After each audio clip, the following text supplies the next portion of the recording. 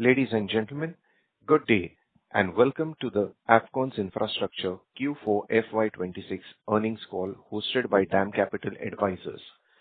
As a reminder, all participant lines are in the listen-only mode, and there will be an opportunity for you to ask questions after the presentation concludes. Should you need assistance during this conference call, please signal an operator by pressing star, then zero on your touchtone phone. Please note that this conference is being recorded. I now hand the conference over to Mr. Kishan Mundra from DAM Capital Advisors. Thank you, and over to you, sir. Hi. Thanks, Alaric. Good morning, everyone, and a warm welcome to the Q4 FY26 earnings call of Afcons Infrastructure. So today we have the management with us, which is represented by Mr. Paramasivan Srinivasan, who is the Managing Director, Mr. Ramesh Kumar Jha, the CFO, and Mr. Hitesh Singh, the Head of Corporate Strategy. Now at this point, I will hand over the floor to the management for the initial remarks, post which we will open the floor for the Q&A. With that, over to you, sir. Thank you, Kishan. Good morning, ladies and gentlemen. I welcome all investors, analysts, and participants to the Q4 and financial year 26 earnings conference call of Afcons Infrastructure Limited. We appreciate your continued support and participation today. Our financial results and investor presentation for the quarter and year ended March 26 have been uploaded on the stock exchanges, and I trust you had an opportunity to review them. Joining me today are Mr. Ramesh Jha, our CFO, and Mr. Hitesh Singh, our Head of Corporate Strategy. Financial year 26 was a challenging year for the infrastructure sector, and the overall performance during the year remained far below our expectations. First of all, I apologize to all the investors that we have made a loss in a quarter for the first time since we started publishing quarterly numbers from 2010. We view this as an exception. In fact, it will not be out of place here to mention that I am personally deeply upset with the results, and I am sure that this could be an aberration or a one-time exception and will change. For the year, revenue stood at 12,322 crores, reflecting a decline of 5.4% year-on-year. EBITDA was rupees 1,439 crores, and despite the moderation in performance, we maintained a healthy EBITDA of 11.7%. This continues to be among the better margins in the industry. Profit after tax stood at 251 crores after providing 76 crores for a one-time impact arising from the implementation of the new labor code. If we exclude that, PAT will be 327 crores. For the fourth quarter, revenues were 2,777 crores, while EBITDA stood at 170 crores. The quarter closed with a net loss of 89 crores, impacted by certain project-specific developments, provisions, and one-time factors during the period. The year was characterized by slower than anticipated ordering activity across several segments, delays in project conversion, prolonged tender evaluation timelines, and execution-related disruptions in certain projects. Our top line during the year was also impacted by continued liquidity constraints at the client level, which affected execution momentum in some projects longer than anticipated. In addition, certain overseas projects witnessed temporary disruptions during the fourth quarter due to geopolitical developments in the region. A few projects that were expected to ramp up during Q4 also experienced delays arising from the design and alignment related changes. Taken together, these factors had a meaningful impact on the revenue growth and profitability during the year. However, we continue to view this as largely timing related and external factors rather than structural issues in the business or our execution capabilities. Despite these challenges, we continue to make progress across several strategic and operational priorities. During the year, the HRRL crude oil terminal project at Mundra, part of one of India's largest integrated refinery and petrochemical complexes, was commissioned, reflecting our growing capabilities in industrial and energy infrastructure. We also witnessed the operationalization and inauguration of several infrastructure projects completed by Afcons during 26, including sections of the Bangalore double-decker metro and flyover corridor as a part of ongoing elevated metro project. This section was executed within one of the world's and Bangalore's busiest live traffic environments with minimal disruption to city traffic. Sorry. In addition, successful trial runs were conducted on our Agra and Kanpur metro projects, while Delhi-Meerut RRTS corridor, where Afcons executed 2 packages, became fully operational. Our execution capabilities and institutional strength also continue to receive recognition during the year. Engineering News Record USA ranked Afcons 8th in marine category globally and 12th in international bridge contractors, reinforcing our position in technically complex infrastructure segments. We were also honored with the prestigious Mike Award for the 8th consecutive year and overall the 10th year if you take Mike and Make together, reflecting the institutionalization of knowledge management and innovation practices across the organization.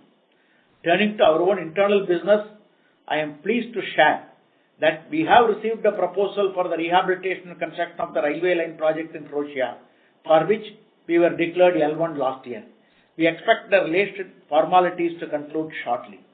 As disclosed recently to the stock exchanges, the 2 Croatia road tenders where we were declared L1 have been cancelled by the client due to budgetary constraints. While this is disappointing, we continue to remain positive on the long-term opportunity in the region. On the Mumbai-Ahmedabad high-speed rail C2 project, the second consignment of the tunnel boring machine, which had remained held up for several months, has now been received at site. Assembly activities are progressing well, and the main drive has already been lowered into the shaft. We expect tunneling operations to commence before end of next quarter. Coming to order inflows during financial year, we secured new orders worth 4,125 crores, excluding approximately 3,800 crores of variation and change orders received on existing projects. The order intake was below our earlier expectations, largely on account of deferment of several large project awards and delays in conversion of L1 positions into firm orders, particularly in the fourth quarter. You would have noticed that we have booked around 8,000 crores of orders and declared L1 in another around 7,000 crores of new orders so far in this financial year. We expect these L1 orders to get converted in this quarter. With this, last year order booking guidance backlog will be completed in the first quarter of this financial year itself. That said, we have seen encouraging progress on some of these opportunities, both in domestic and international markets. In recent weeks, our addressable pipeline remains robust across key segments: transportation, marine, underground, hydro, water and industrial infrastructure.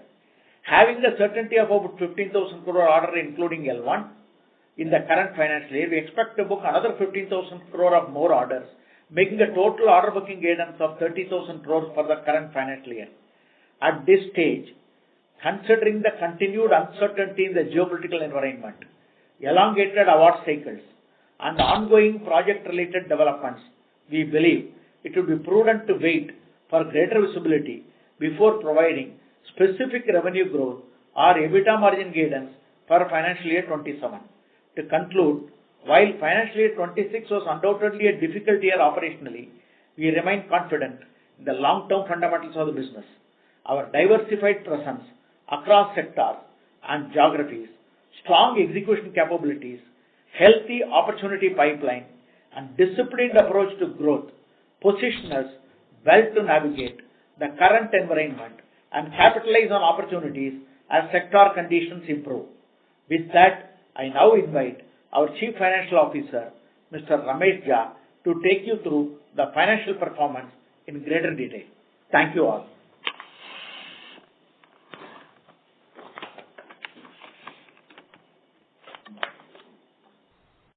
Thank you, sir. Good morning, everyone. Before talking on the numbers, let me reiterate that our quarterly number varies. Company is into the business of construction. The margin in a quarter varies based on the nature, type and quantum of work executed.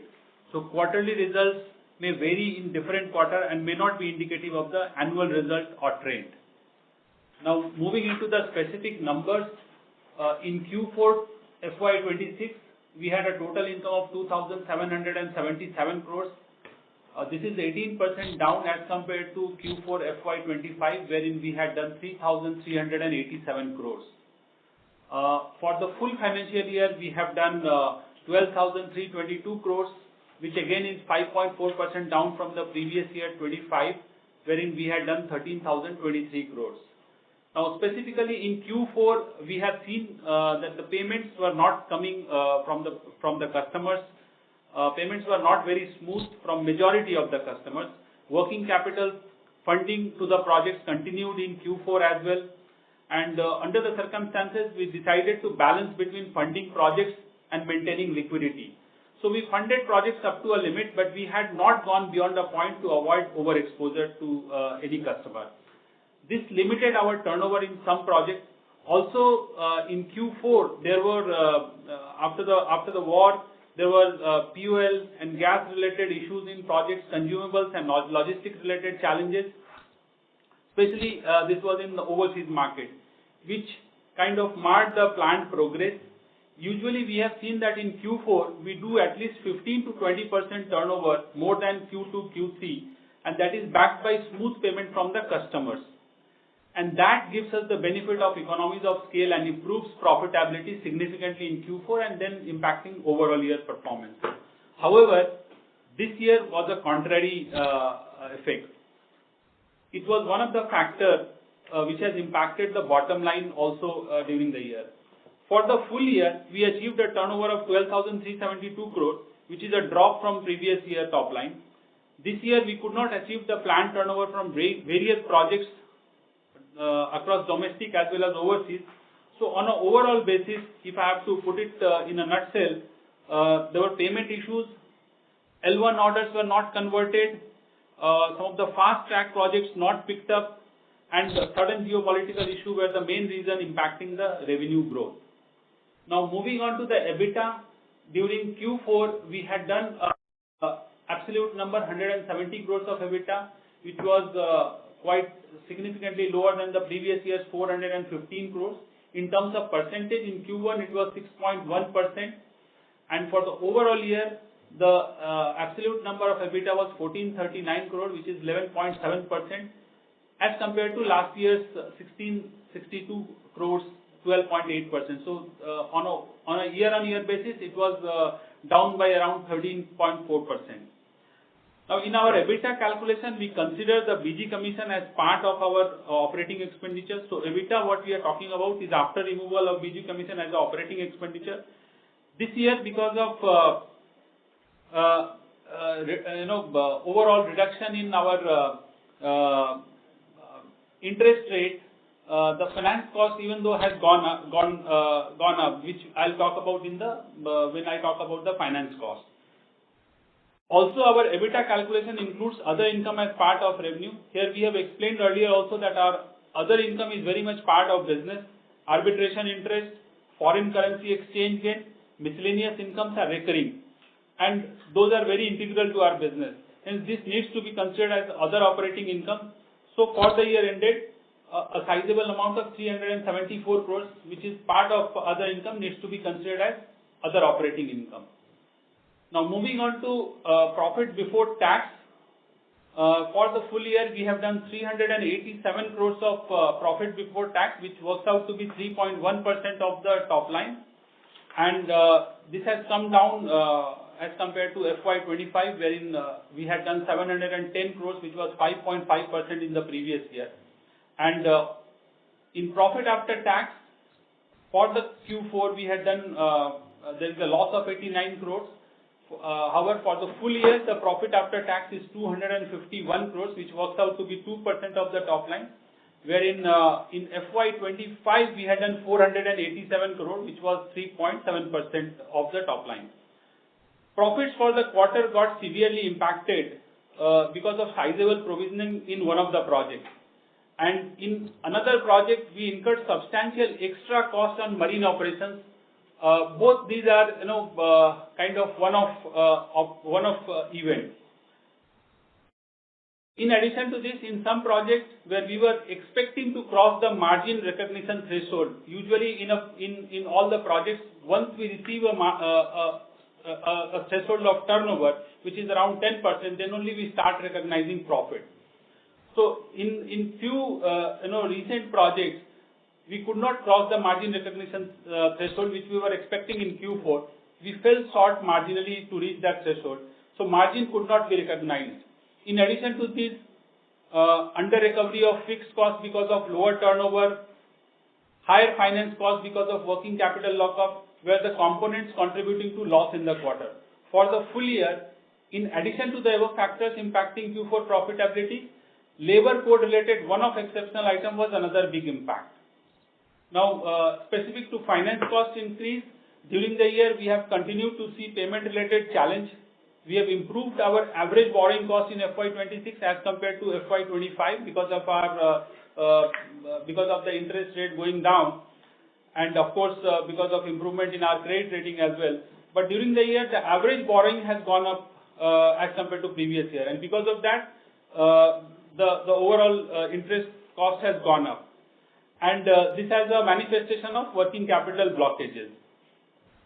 So despite improving the average cost, interest on bank borrowing has gone up. Also, the interest bearing advances for the full year FY26, which is around 40% of the overall advances from the customer, which even though in March 25 was also around say 38-39%, but then the interest on customer advances were not for the full year that 40%, because it gradually moved from say around 20%, which in September 24.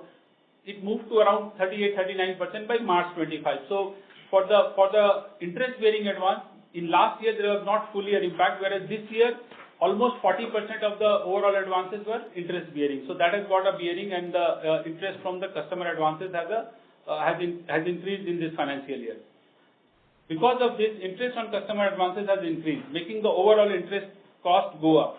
We expect the situation to improve on realization of number of locked up assets, which we are in a very advanced stage at this point in time in many projects, and also on receipt of interest-free advances, mainly in international order.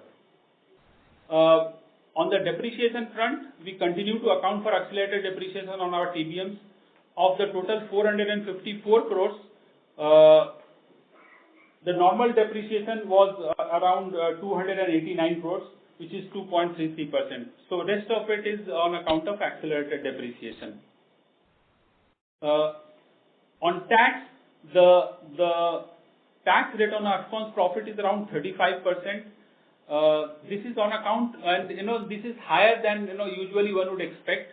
So this is on account of some of the JVs where we pay tax in the range of 35 to 36%. Also, in some overseas locations like Bangladesh, Gabon, tax is charged on turnover. In such situation, if you don't make profit above the threshold, your tax, the extra tax it needs to be charged off, which was the case in places like Gabon and Bangladesh. Beyond this, we had to make provision in one of the JV entity, which has brought the consolidated profit down, making the effective tax rate higher.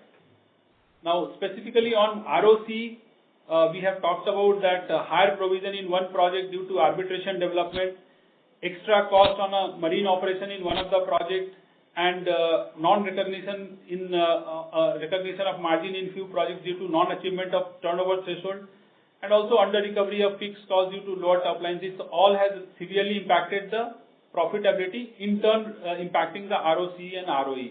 In FY26, we have done around 12% ROE, and ROE is around 5%, which is quite low.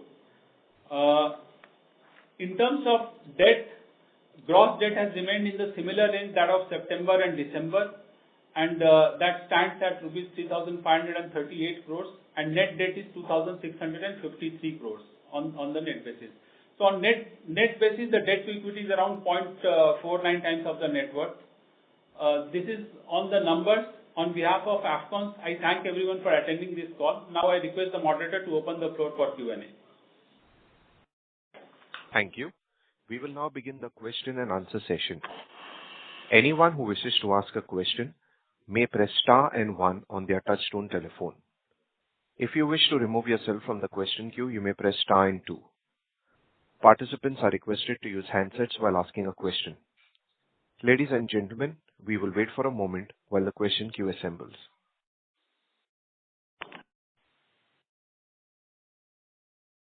The first question comes from Shravan Shah with Daulat Capital. Please go ahead. Hi, sir. Thank you. Sir, you have tried to explain various reasons why our performance was one of the worst quarter in our history, but still trying to get some more clarity there. So when we had a call in the third quarter, post the result in February 11, we were kind of confident we will be able to do at least 5% revenue growth for the entire full year. That means we would be doing a kind of a 19-20% kind of a growth on the fourth quarter, versus now we have seen a 19% degrowth in the fourth quarter, and for full year also 5% kind of a degrowth. So just trying to understand that even at the middle of the quarter, we were so confident, and what has gone so wrong in terms of, and that's why we missed significantly on the execution front. That is correct. But see, usually what we have said, this was based on, say, last 15-20 years experience. What happens that in Q4, we have seen that the customers, they release all the payments up to date. This is what our experience has been for quite some time. But this year was an exception wherein we have seen that there was a slowdown in terms of payment, and payments were not forthcoming. That has impacted, and we had to decide a choice between growth or to preserve the liquidity, and then we had not taken that aggressive call to pursue the top line growth. And then in the midst of that, the war started, and then that severely impacted the supply chain management. And you are aware that even this year we have done close to 30% from our overseas project, even though the order book is lower in terms of order book composition, domestic versus overseas. But in terms of turnover, we continue to do around 30% from the overseas market. And some of the countries where we are operating are not that bigger economies where they have got higher amount of oil reserves. So the operations got severely impacted in the month of March. So fuel related stuff and logistics related stuff. So we couldn't send material to project site, and this severely impacted. Even in domestic market also, you are aware that many of our projects are at remote locations. So availability of gas was a real problem. Okay, got it, sir. So now again we are at the middle of this quarter. So first, obviously, I think. Correct me if I am wrong. For full year FY27, we are not providing any revenue guidance. So if that is the case, then this quarter Q1 till now, and looking at whatever the constraint, payment related issues, everything, can we see a growth in the Q1 FY27 this quarter? I see, this is where what we have conveyed is that at this point in time, because of the geopolitical situation, because the condition continues to be the same. Even in domestic market, we are getting very contradicting signals. We are hearing that the energy prices are going to significantly go up, and we have not seen the payment situation improving significantly. Even though some of the stuck payments, we are, as I said earlier, that we are in a very advanced stage to get those payments. But at the same time, those supply chain related issues continue. So it would not be prudent on our part to give you any guidance as such for the full year or even for the Q1. Okay, got it. So same for even for margin also, the normal long-term guidance that we have 11%. So that will also, we will right now will not be kind of giving any kind of a guidance on that front. See, we are not saying, we are not giving any guidance on the margin front also, because we need to see how it actually pans out, because many overseas places we have seen that petrol, diesel prices have significantly gone up during the war period. In the month of March, April, the prices have gone up. Some of the places like Bangladesh, they were having elections, so till the elections were there, the prices remained stable, but after the results, the prices had gone up.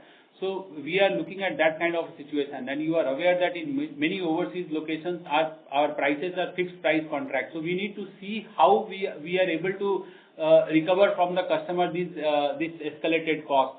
So we have in past also explained that generally in overseas market we try to keep risk and contingency, but then at the same time we are not very sure to what extent those risk and contingencies will be able to take care of the escalated cost. Lastly, sir, on the inflow front, just to get a number correct. So after the 31st March, how much value of inflow that we have received the LOA? Obviously, we also know if you can also specify in terms of the L1. So what I know is Croatia, which would be a 7,800 odd crore, and the Vadwan one, which is 5,300 odd crore. So kind of a 13,000 odd crore kind of if you can specify the number would be better. So we are saying by June we would be getting a 15,000 crore LOA. That is one. And second, additionally, we will be getting a 15,000 crore more inflow. So total would be a 30,000 crore for the entire FY27. Yes, so you are right. We have already informed to the exchanges that this Croatia order is already, we have been selected as the contractor for the project. And besides that, you are aware there are news in the social media that a couple of projects we have been declared L1. Since we are not disclosing that to the exchanges, we will not be able to give you the exact details. But you are aware, there are projects where we have emerged as L1. There is also an underground metro of DMRC of 373 crores, which we have bagged already. So and the yearly number what we are talking about, almost 50% is having a clear visibility in place in the first. Okay, got it. And the capex for full year now, given the FY26, I think the TBM cost now would be shifting in the FY27. So how one can look at the FY27 capex? So FY27 we are looking at a capex of around 725 crores. Okay. That's it from my side. Thank you. Thank you. The next question comes from the line of Ankita Shah from Elara Capital. Please go ahead. Yeah, hi. Sir, I'm referring to your last con call that you mentioned that nearly 1/3 of your Q4 target is already achieved in the first 40 days. Most approval on related to project delays have been resolved. Execution pace to normalize from 4Q. And 11% margin looks sustainable. Amid all this commentary that you gave, what is it that you did not see coming through, which impacted the balance 50 days of project execution and margins? What are the key projects that actually impacted this, and you did not see it coming through? So see, one, we will, let's appreciate that Q4 always remains to be a sizable portion in any year. Now, in the month of March, we had seen a sizable drop because of, as explained earlier, because of supply chain disruption and energy related challenges. Many places the vendors were asking for advance payment and then only they were committing, and despite giving advance payment, many places it was not available. So that became a major constraint, and as I explained that we have got almost 1/3 which comes from overseas market and from the countries that are not having those kind of energy reserve. So that severely impacted, and some of the projects even in domestic market got impacted in the month of March. So this is something which we were not expecting. And also some of the projects where, the fast track projects we were expecting, because, the kind of discussion we had, because these were all private customers also, we were expecting things to ramp up, but then it didn't pick up.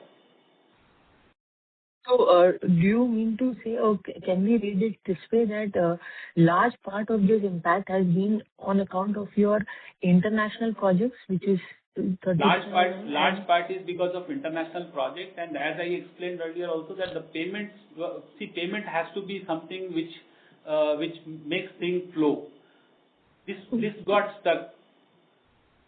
And this has severely constrained us to put beyond the point money by ourselves. Okay. So how much percentage of impact is on account of domestic projects and, export, I'm assuming everything got impacted. Yeah, But on export domestic, got and everything impacted. Maybe in domestic market, if we have to put a number around, say, 25% or so, the projects got impacted. Okay. What gives you, given that the situation still remains the same, do you think this issue will continue going forward as well, at least this quarter or next 6 months clarity you might be having, given the kind of experience you've had over the years? What is your read through for, in the near term on this?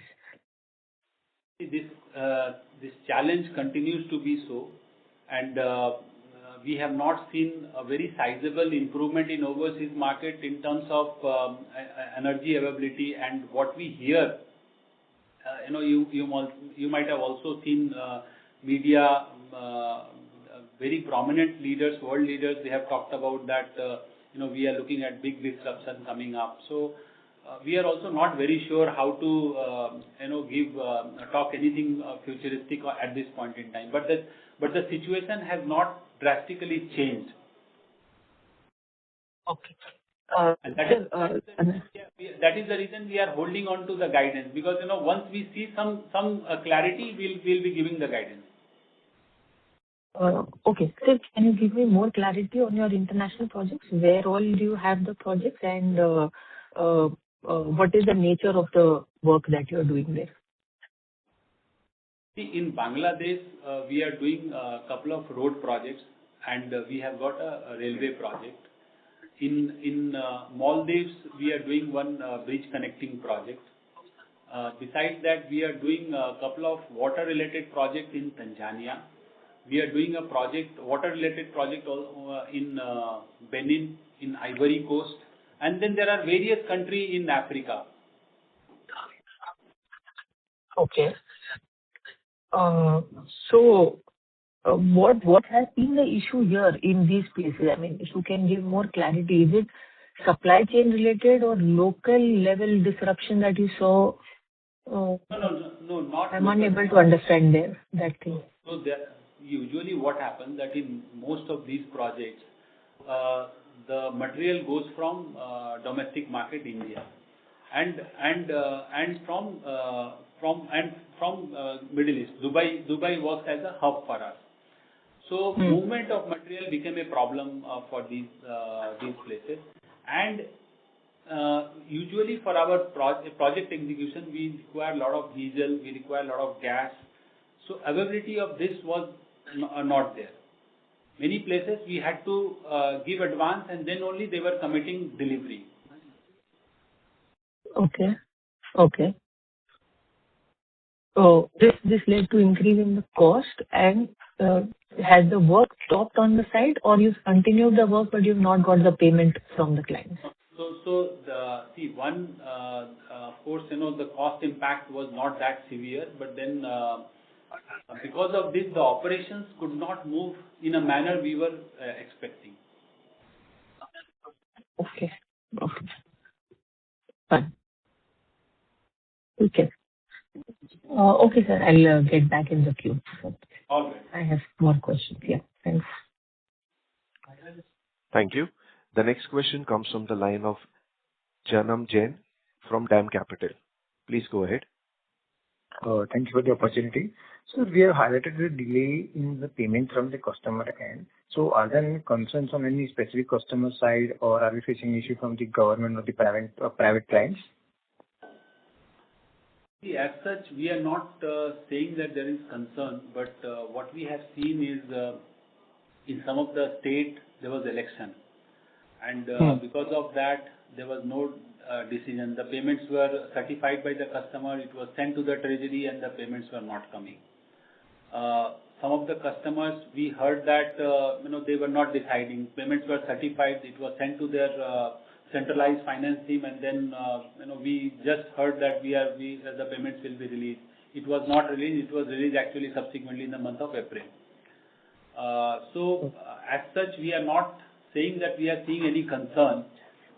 And I think in past we have talked about Jal Jeevan Mission, which continues to be in UP.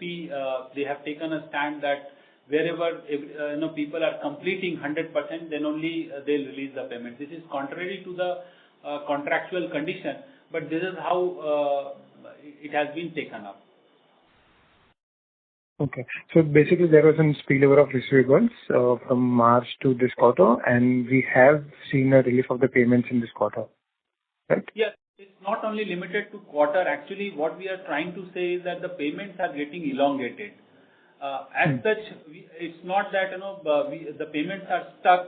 The running bills payments are stuck, but then in manner it used to come, or we were expecting, it is not coming in that manner. Okay. Okay. And sir, my second question is, is there any plan to bid internationally on the ME side, given that Abu Dhabi has unveiled its $55 billion worth of dollars of project pipeline? He's saying that Abu Dhabi is coming out with $55 billion. No, we are definitely at it, and sooner than later we'll start bagging projects in the Middle East. Okay. And so currently, would you give any bid pipeline number for this year? Bid pipeline. So yeah, sure. Our bid pipeline remains healthy for the next 2 years, which we track. It's close to 4 lakh crores, which we are tracking across segments. And out of that, 70% is domestic and 30% is from the overseas market. As MD sir just mentioned, that Middle East also looks like a big opportunity once the war gets settled.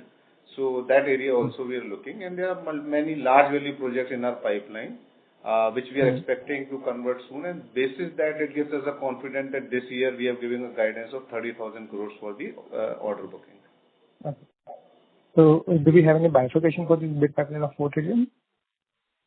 Yeah, I have the bifurcation as well. So out of that 4 lakh crores, around 96,000 crores is from the hydro and underground business, which includes our water business as well. Around 90,000 crores is from the marine and industrial. It will be like 50-50 distribution. Our rail and road business will be around 85,000 crores, and remainder around 1.3 lakh crores is from the urban infrastructure business, which includes metro, underground, elevated, and elevated corridor projects as well. So that's how the distribution looks like. Okay, sir. That answers my question. Thank you so much, and all the best. Thank you. The next question comes from Parvez Qazi with Nuvama Group. Please go ahead. Hi, good afternoon. Thanks for taking my question. So you mentioned that in Q4 we had a sizable provision in one project. So would it be possible to get a quantum of the total provision that you made in Q4 across all projects? In Q4, across all projects, we have done a provision close to 160 odd crores. And what would have been this number for FY26? FY25. FY26. 26, the number is close to 325 crores. See, Parvez, I'll just explain you. What we have done is, this year we have, in Q4, what we have done is we have made a ECL provisioning matrix. So earlier, what we used to do is, as per accounting standard, we used to look at, some previous periods, what is the write-off, and basis those averages, we used to make provision. And then in some specific project where we used to think that there could be some challenge, we used to make those specific provision. But this time around, rather than sticking with that individual assessment or individual basis that we used to make provision. This time we have made a matrix wherein we have moved from earlier basis, the management judgment provision. We have moved to a matrix wherein basis aging and basis category we have made a provision matrix. So it will be automatically provision will be made. All the receivables, and so there was some extra provisioning required because of we had to shift to this new matrix system. There was some extra provisioning required, which we have done. Also, we have done in one of the projects where we had an arbitration award where we could be taking a call as to contest or not. We thought it is prudent to provide for it. So we had provided for that. That is also a significant amount. Plus another of the projects where there is a cost increase in terms of our marine spreads and other things, which we thought it is, while it could get compensated in due course of time, we thought it's upfront, we'll book the cost, and later on as compensation comes, it could be a plus side that time. That is how we had, as per our usual conservative accounting policies, that's something we have done upfront. Sure. So to summarize, if one adds all these, which is extra provision due to a new policy or a cost incurred in a marine project or some provision for a potential claim where we have to decide a strategy, what will be the quantum of these one-time costs in Q4 across all these categories put together? I think all this put together, the quantum could be around, say, 265 crores. Sure. And second question is, what is the capex that we incurred in Q4 and FY26? So in FY26, we have incurred a capex of 1,069, and this number was in December. This number was around 370 odd crores. So in Q4, we have done close to 700 crores. Got it. I think that's it from my side. Thanks and all the best. Thank you. The next question comes from Bhavik Shah with Invexa Capital LLP. Please go ahead. Yeah. Hello, sir. So my first question is regarding the current order book. Can you help me with the split of, say, the fixed price order book in it and the variable cost order book in it? And also in the fixed cost, how much of it is going to be impacted, say, with the margins which may not be at our normal margins now? In terms of our existing order book, nearly about 10 to 11% only is currently in the overseas segment. 13% is the overseas segment. All others are domestic segment. As you know, domestic segment we have a pass-through mechanism, and international segments we don't have a pass-through segment, and therefore our impact, and most of these projects which we are talking about is on the closing stages. Other than the fresh order which is received in the current quarter, all others are in the final stages of closure, and therefore we do expect a limited impact in terms of the existing cost escalation or other things. In the new project in the Croatia, beyond a particular level, it has a pass-through mechanism in that contract. Up to 10% additional cost we need to absorb. Beyond that, it is a pass-through. That's something which is there in the new contract. In the projects you mentioned in Bangladesh, Maldives, Tanzania and Benin, you executed this quarter, what will be the quantum of these? Because you are saying a large impact came from these projects. So what is the quantum of these projects? Can you come again? You told the Bangladesh road rail project, the Maldives project, the Tanzania water project, the Benin project. All of these were slow moving during the quarter. So can you help us with the quantum of these projects? So in the overall order book, the quantum at this point in time, the overseas component is around, say, 13%. But what I have explained earlier also, that even though it is around 13% in the overall order book, but during the year turnover, almost 30% is coming from the overseas market. Okay. Okay. And sir, so we are saying we have 32,500 crores of order book. We are saying we 15,000 crores of assured inflows and 15,000 crores of inflows we are going to bag more. That will take me to around 60,000 crores of order book. And even after having a 60,000 crores of order book, we are not able to give a revenue guidance for the year. So isn't that a little misleading or some like? No, What? it's not misleading at all, because the infrastructure industry needs some bit of an understanding where the initial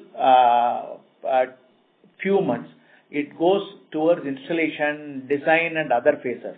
The revenue starts accumulating in the heavy civil infrastructure project by and large from the second year onwards only. And some of the projects what we have currently in our 30,000 crore, 31,000 crore of order book has slightly long gestation projects. Like if you talk about, there are 4 dams which are about 5-year duration. There is a high-speed railway project which is about 62 months, which is now because of the tunnel boring machine getting extended to another 12 to 15 months. Therefore, these are long gestation projects. Therefore, it's based on the expected order, based on the current order, giving a guidance, especially till uncertainty remains in the geopolitical situation, will be inappropriate. And while on the one side, there have been talks about this thing, our own increase in petrol, diesel is minuscule to start with. In stages, it could get increased. All these will have to be factored in properly. And even now, we find at some places, there are non-availability of fuel in some of the overseas markets, some of the domestic markets in remote places, all these. So, those, based on all these, giving a guidance may not be very appropriate. That's the reason we felt it's not appropriate to give a guidance. And see, we are not saying that we are not giving guidance. What we are saying, at this point in time, we are just holding on. We just want to see the visibility, how things are panning out. Because see, what I am saying is, see, cost may go up. If there is a confirm order, you may incur some extra cost. But the continuity continues because of the payment flow. That is where we are seeing that there are certain uncertainties. That's where we want to see some visibility that how things are moving. And also, so if a customer, also, though we are giving a guidance of 30,000 crores, we have to see at what point of time the project comes. Because we are also seeing that the project cycle, award cycle is getting elongated. So if the project comes in Q2, Q3, accordingly it will impact the revenue. So that is also one of the reasons. Right, sir, understood. And so in case of, say, the customers are elongating our payments, not giving us on time, do we have any rights to maybe get those payments earlier, or how are we negotiating with them currently? Because it will impact our margins for sure. See, that is correct. See, usually what happens is in construction contract, we are not at least with the government customer, we are not negotiating per se, individually the contract condition, because once the tenders are out, the contract conditions are set in that contract, in that project. So basis that everybody bids, and then once whoever gets, he has to follow the same contract condition. Now, many a times what happens that if your payment is getting delayed, then you will have a provision of charging interest to the customer. All that is there in the contract. But in practice, what happens that the customers, if they are not seeing the visibility of releasing payment when they don't have funds, they will not certify the bills.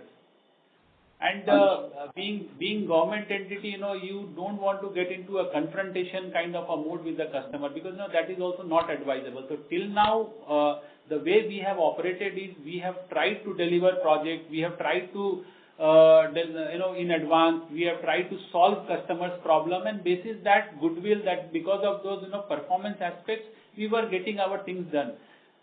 At this point in time, we are foreseeing that there are some challenges related to liquidity, and that is kind of creating this kind of situation. Otherwise, we are not having any bad experience with these customers, because our customer selection is quite we are quite focused on our customer selection. Understood, sir. Understood. I wish you all the very best for the year. Thank you so much. Thank you.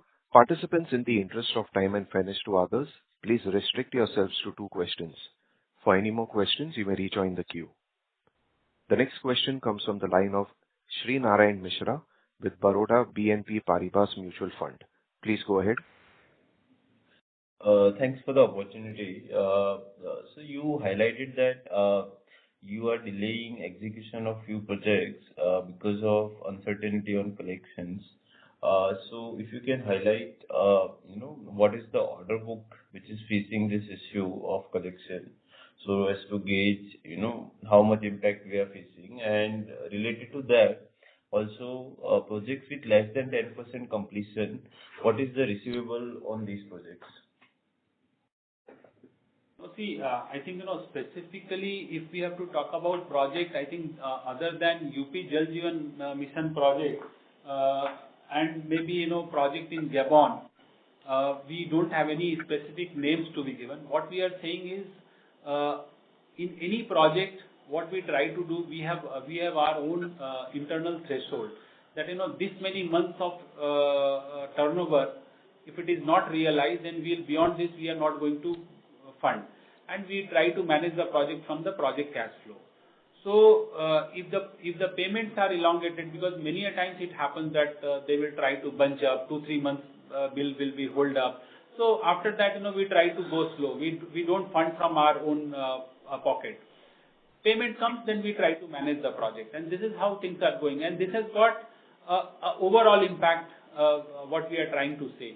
Specific project, if we have to talk about, we have already talked about UP Jal Jeevan Mission project, and we have tried to explain that there, contrary to the contract condition, the customer has taken a stand that whoever is completing the final connection, so it means that one needs to complete 100% those connections, and then only they'll be getting paid. So wherever we have completed, say 60%, 70%, 80%. The contract condition says that progressively the payment needs to be made, but now they have taken the stand that final connection, 100% completion, then only they'll release the payment.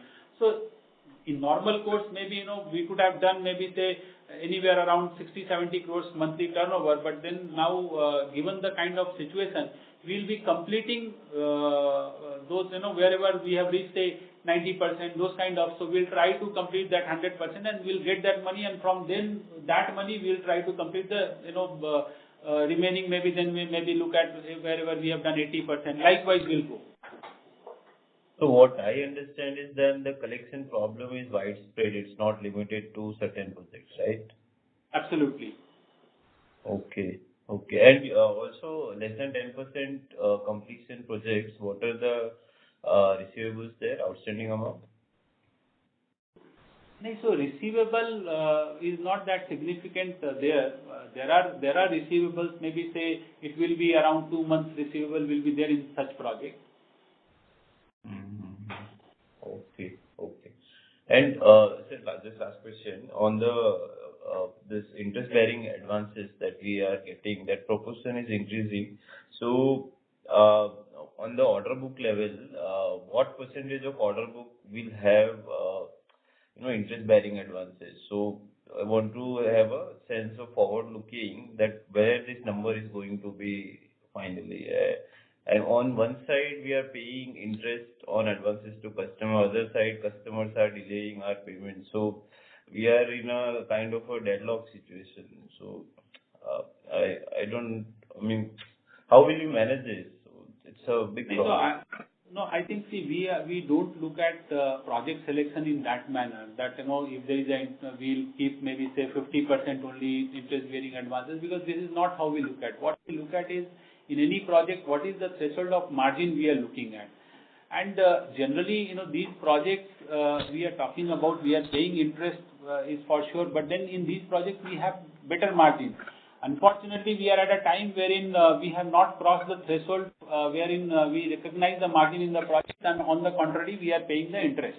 So that it is getting reflected. But then I think once the top line kind of elevates, we will not have this kind of a situation.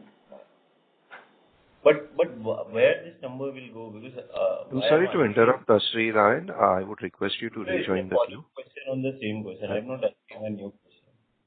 Yeah. Go ahead. So I understand that you don't look at this while bidding for orders, but your ROCEs and ROEs will get impacted, right? If you have higher interest-bearing advances as a percentage of your order book. So, how confident are you, on achieving the guided ROC and ROEs if, the No, project I is think stated? that will certainly impact the ROE, but you are getting the money from the customer, so your capital employed is not there. And ROC, I think, that the interest expenditure comes below that, so that will not impact the ROC. Okay. So, anyways, I'll ask a follow-up question.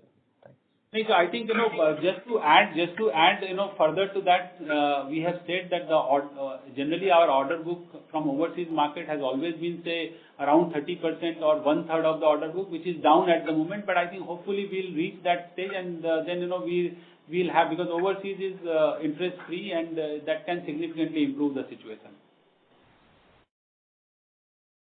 Okay. But I would still appreciate if you can give, in terms of segment or order book, what is this number that will give a forward-looking information. Thanks. Thank you.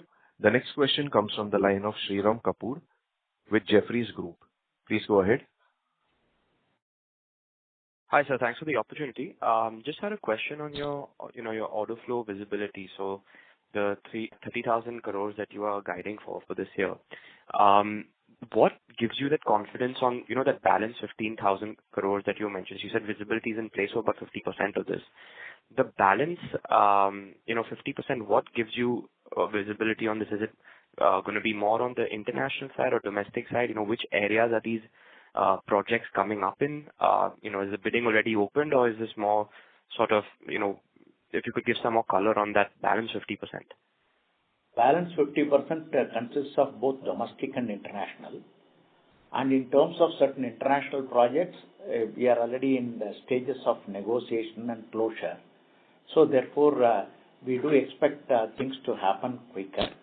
And in domestic projects also, we have a number of bids already submitted, and there are few more bids in the pipeline. Therefore, we would say there is a definitive visibility in terms of balance 15,000 crore order book as well. We will not be surprised some more of this will come in the current quarter itself, which we are keeping our fingers crossed. And Shriram, it is across segments. We have good visibility in marine, in urban infrastructure, in hydro, and certain projects in surface transport as well. So visibility is also across the various segments we operate in. Understood, sir. And just secondly, on your working capital, right? So of course we've had a lot of discussion on the payments getting delayed, and we've seen consequently rise in your receivable days this year. But are you seeing any how are you seeing this panning out in FY27 in terms of your receivable days? It's gone up more than 300. Maybe in the next 1-2 months is that you cannot give any guidance, but overall, a sense of target number that you're looking for FY27 in terms of your receivable and overall working capital days? No, see, in terms of receivable days, I have just now, during the call, I have said that on quite a few, big chunk money which is stuck, and on this we are working with, various customers, and we are at a very advanced stage. So before June, we are looking at a sizable amount getting unlocked. So that will give us, some improvement in terms of the number we are looking at, because at the moment this net working capital number of around 143 days, and in last call we had talked about that we are looking at somewhere around, say, 120 odd days. So with this, and to be very honest with you, these monies we were looking at getting monetized before March. That's what we were discussing, but it didn't happen. But hopefully before June this is going to happen, because now we are on the verge of closing many of this.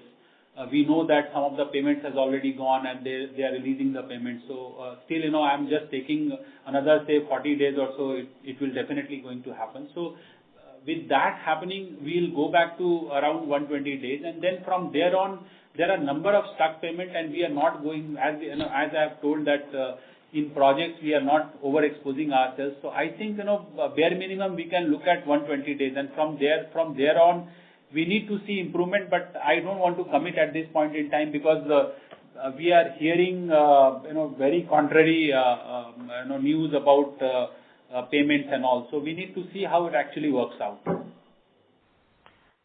Got it, sir. And if you could just comment on the Maharashtra L1 tenders, is there any update on that? They're going on for rebidding. So any comment on those Maharashtra tenders which you were L1 in earlier? Any update on that? Earlier L1, both the Pune Ring Road and Nagpur-Gondia, both are going for rebid, which we had communicated in the earlier quarter itself. It is likely to go for rebid.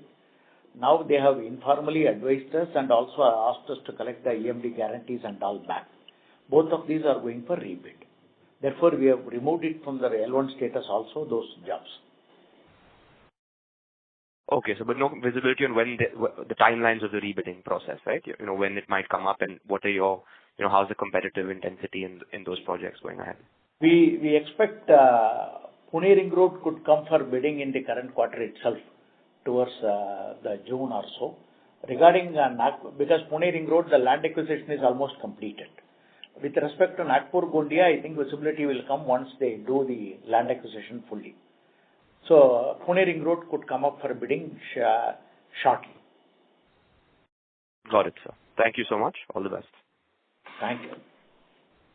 The next question comes from the line of Mudit Bhandari with IIFL Capital. Please go ahead. Hi, sir. Just wanted to get a more sense upon when we say we have 79% of our order book from government and majority of our current issues are coming from this side. So I know you don't provide any specific bifurcation, but any range where you can give how much it is from central government or any specific states, like you mentioned one of them as UP, or any PSUs where it is MNA city. Yes, of our pending order book, close to 50% is from state government. I mean, around 80% is from government side, and out of that 50% is state government and 50% is from the central government. That is how the breakup is. And out of state governments, we have projects in Maharashtra, Uttarakhand, Madhya Pradesh, Rajasthan, UP, Bihar. So across multiple states we have exposure in our pending order book. And with regards to stuck payment, the main, as our CFO already explained, it's from the Jal Jeevan. Rest everywhere there are certain liquidity concerns, but not anything specific to be highlighted or pointed out. Okay, understood, sir. Thank you so much. Thank you. The next question comes from the line of Bala Subramaniam with Arihant Capital. Please go ahead. Good afternoon, sir. Thank you so much for the opportunity. That Chennai Metro or TTA JV, that 659 crore in variation due to unforeseen geological conditions. Could you please explain what it is exactly, and whether the geological conditions were indeed foreseeable based on the initial file investigation, or I'm just trying to understand how do you look at whether it will come as a provision, or is there any possibilities to short out this?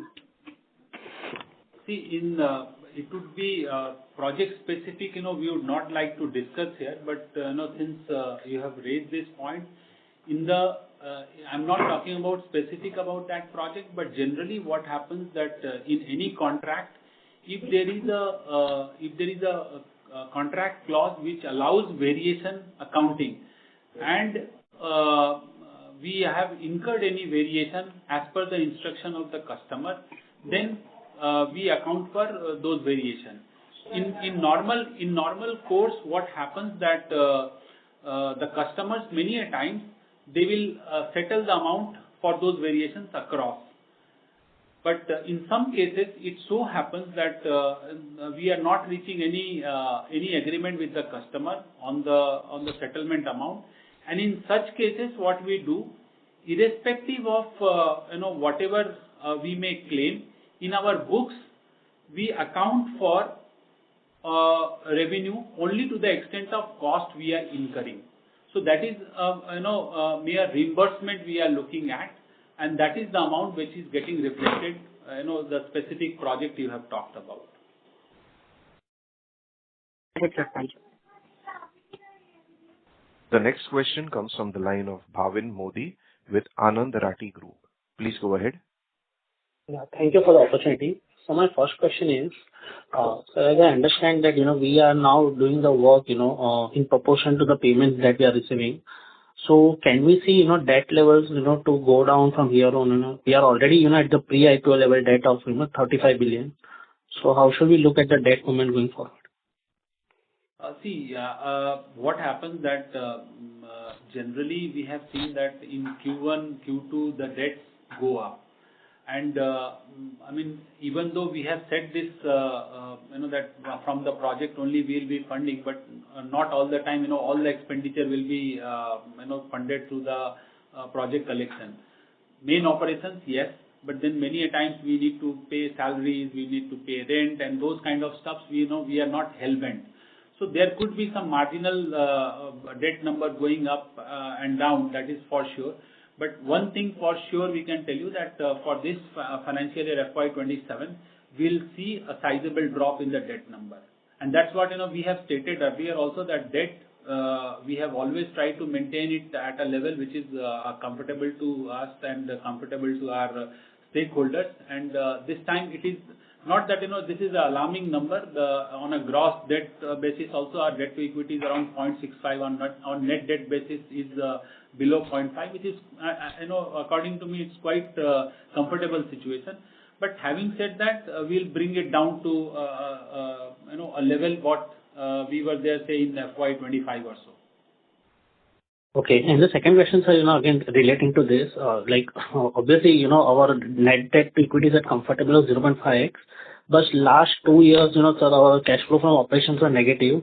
And we were actually, paying the interest cost, by taking the more debt, which is a vicious cycle. So, what gives us the confidence, that the net debt or the debt levels, will go down? No, see, it's a call. It's a calibrated call, and maybe those kind of concern can arise when your debts are at an alarming level. And we, in past we have operated at a debt equity of more than, say, around 1.3, 1.4. At the moment, even on a gross debt basis, we are at around 0.65. So it's not that it's that alarming level, and we are at a very comfortable situation. We have got a sizable cash and bank balances. We have got sizable undrawn bank limits available with us, and we have got very sizable advances which we can draw at any point in time. So I don't think we are at that kind of a situation. And in terms of finance costs and all, what we had planned for the year, we are maybe marginally we are higher, but it's not that it is out of blue. We are incurring some more cost and on account of borrowing. Okay, got it, sir. Thank you. Thank you. Ladies and gentlemen, we will take that as the last question for today. I would now like to hand the conference over to the management for the closing remarks. No, we can take more questions. See, we are seeing that only 3 more are there. We'll continue and close it. Okay, sure, sir. The next question comes from the line of Avnish Tiwari from Vakaria Fund. Please go ahead. Hi. Can you explain this cost inflation pass-through in the domestic projects and the delayed payment when you're experiencing? Do you think there could be a risk to the passing inflation through in the domestic projects? All our domestic projects has an escalation formula. The formula could vary from customer to customer, but it has got an escalation formula consisting of steel, cement, labor, fuel, other factors and all that. And based on that, whatever is the increases in some cases it is fully covered, some cases it is 90% covered, some cases is more than 100% covered. So that's a formula. Therefore, generally, any kind of increase in the domestic contracts, there have been no issues in terms of cost increases, except in sometimes when there's an abnormal increase. like happened in 2004-5, there was suddenly an abnormal increase in the price of steel. From that of 17,000, it went up to 65,000 over a period of 1 year. So unless that such kind of situation, normally it is manageable within the escalation formula. Internationally, most of the contracts are fixed price contracts, barring some exceptions here and there. And for international price, we have a well-developed escalation formula. Normal price increases gets absorbed over to that formula, which we put internally in the pricing itself. We do that. In Croatia, which is our biggest contract to date, is something where up to 10% of cost increase we need to absorb. Beyond that, it has a pass-through. So, therefore, everywhere we have properly provided for, we will see comparatively limited impact.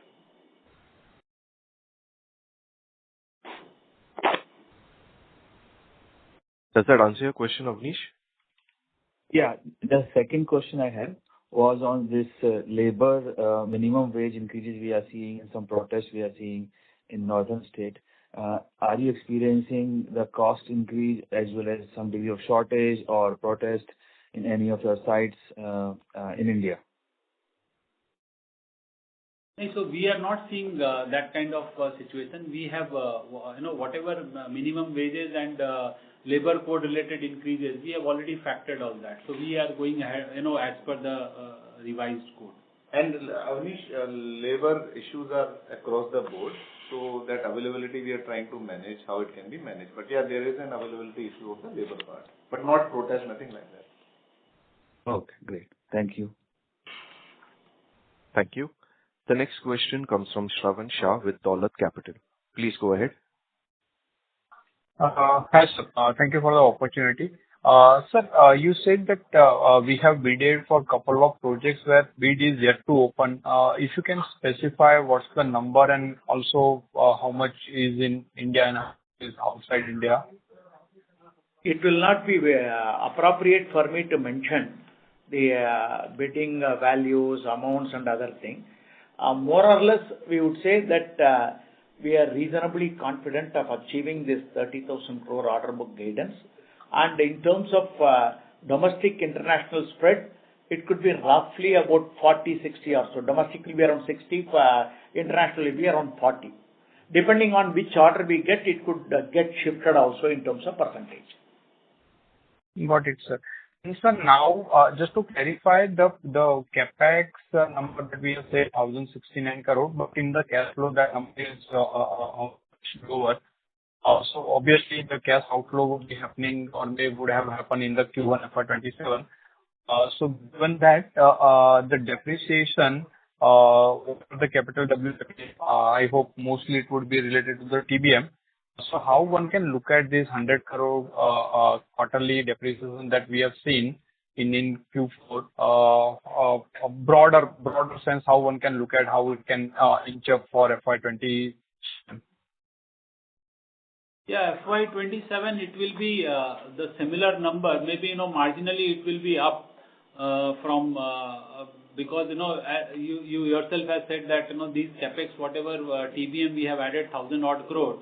So that is going to get added in the gross block, and so accordingly, there will be some incremental depreciation, but it will be in line with FY26 and plus some increase towards all these additions. Okay.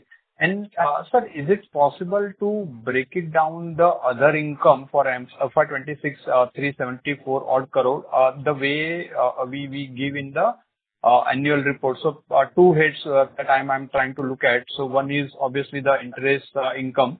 That is one is obviously the arbitration one, and the other one is the other interest, and the what would be the balance? So balance I can minus it, but these two numbers if you have for FY26, what would be the interest on arbitration awards and what's the other interest in other income?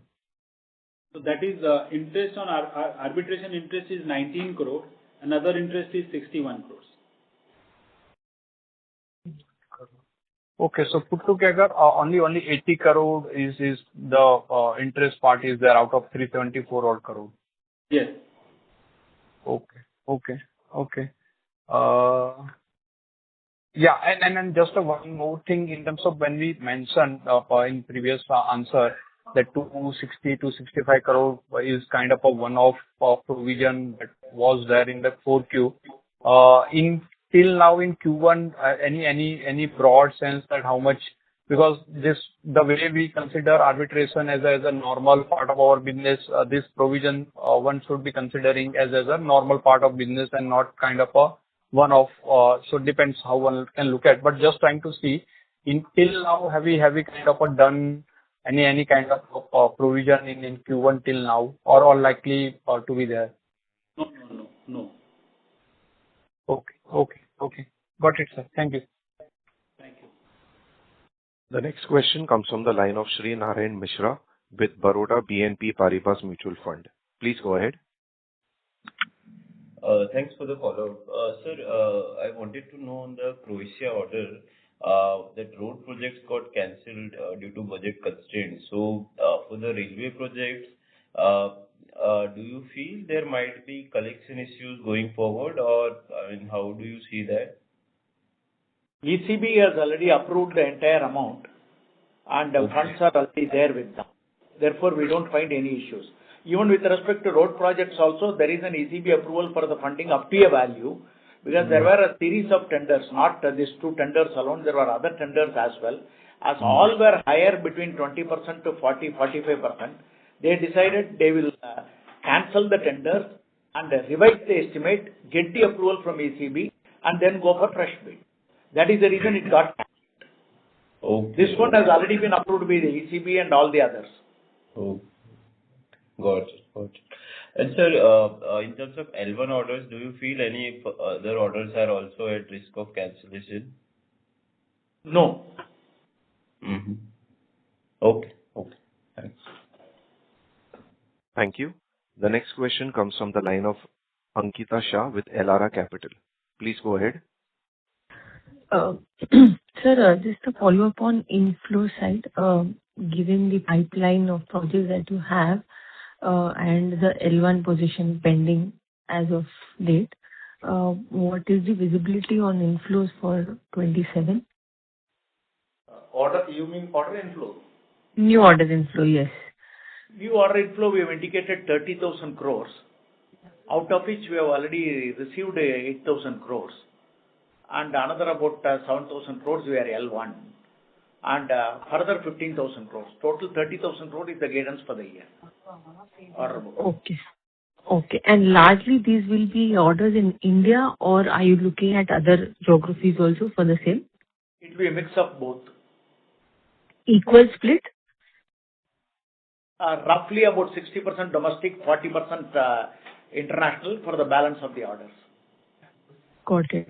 And international will be similar geographies where you're present currently, or you're exploring new areas? No, mostly it will be similar geographies. Okay. And in this Middle East rebuilding or reconstruction activity that could be there, in your assessment, how big could be that opportunity? Already Abu Dhabi has expressed $55 billion. And similarly, other opportunities could come up. Bahrain is quite deeply impacted. So at this point, it is too premature, because even in terms of timeline of reconstruction also, we need to see. From the second half only it could start. So therefore, today we have not factored in the reconstruction part of it in our assessment. Okay, sir. Yeah, sure. That's it from my side. Thank you, and all the best. Thank you. The next question comes from the line of Shriram Kapoor with Jefferies Group. Please go ahead. Hi, sir. Thanks for the follow-up opportunity. Just to clarify, the rupees 8,000 crore orders that you mentioned, these are already confirmed orders that would be are part of your order book? And if you could give some color on which orders these are, because just if you could explain. Yeah, sure. Out of those 8,000 crores confirmed, 373 crores is already part of our order book. Croatia we have not taken in our order book yet. Okay, so just to 373 crores of DMRC, and 7,544 of Croatia are the orders in that 8,000. Yeah, but in our pending order book, we have not taken the pending order book of 31st March we have done. These are first quarter. Yeah. Right, sir. So this would be your 8,000. And you mentioned that you have clear visibility in case of 50% of the 30,000 crore order book. So another 2 orders we are already L1, where Bhagwan is the public knowledge, and it's around 5,300 odd crores. There's one more job where we are L1, which is the rest of the amount. So that would be the balance that makes up, that would be about 1,700 crores to make up the total 15,000 that you're talking about. Yes. Yes. Okay. Understood. Thank you. The next question comes from the line of Abhinav with ICICI Securities. Please go ahead. Yeah, sir. Thanks for the opportunity. Just one question. You mentioned about the Pune Ring Road coming up in Q1. What could be the opportunity size over there? Most likely it could be, it's awaiting the cabinet approval. It could be around the similar size, whatever they have made earlier. What they are trying to do this time is, instead of going a basic number and then go for above the estimate and all, they have updated the estimates and calling for the bid. Understood. Thank you. Thank you. The next question comes from the line of Siddharth Surin with First Rand India. Please go ahead. Thanks for the opportunity. So 2 questions. One is on there is this invocation of Lombard guarantee, which you had mentioned as one of the note items. Just wanted to understand if there is any impact on the earnings for the quarter on account of that. So that is one.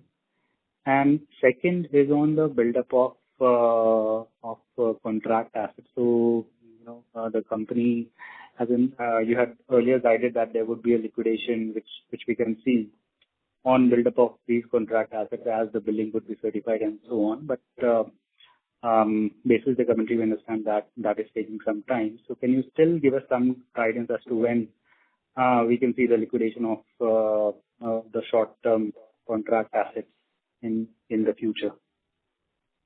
Yeah. So on your first question, Gabon. Gabon,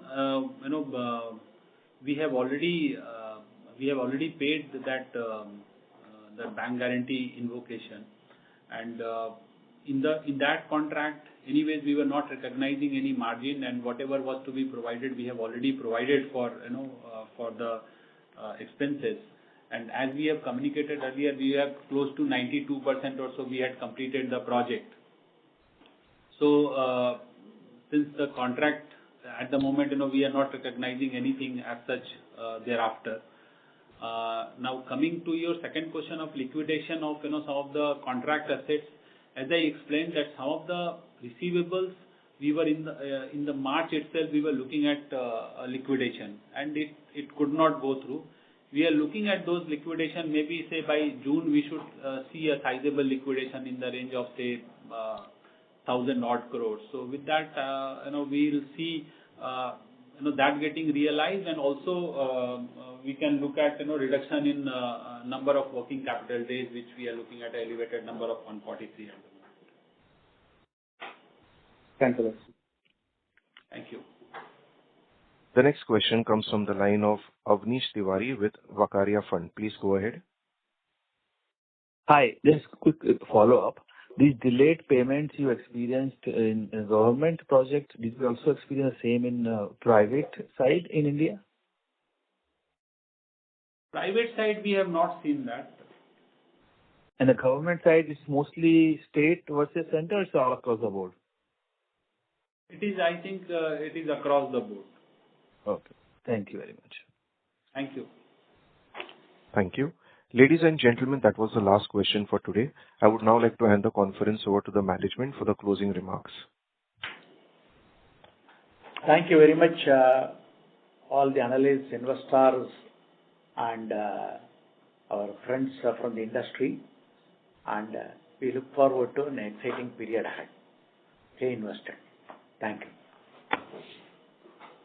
Thank you, sir. Ladies and gentlemen, on behalf of DAM Capital Advisors, that concludes this conference call. Thank you for joining us, and you may now disconnect your lines. Thank you.